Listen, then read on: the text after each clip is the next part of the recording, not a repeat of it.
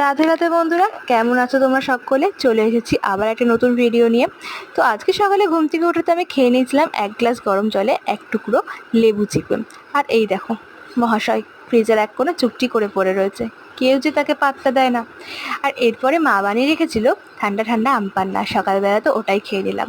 দেন করে নিলাম একটু স্কিন কেয়ার। বহুদিন হয়ে গেল স্কিন কেয়ারটা ঠিক করে করা হচ্ছে না, আর এই গরমে স্কিন কেয়ার তো খুব জরুরি।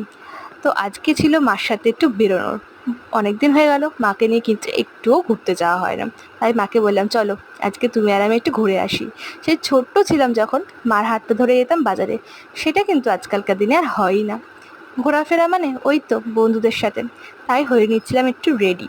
তো ফার্স্টে চোখে একটু কাজল, তারপর গালে একটু ব্লাশ আর লিপস্টিক, সবশেষে একটুখানি পারফিউম।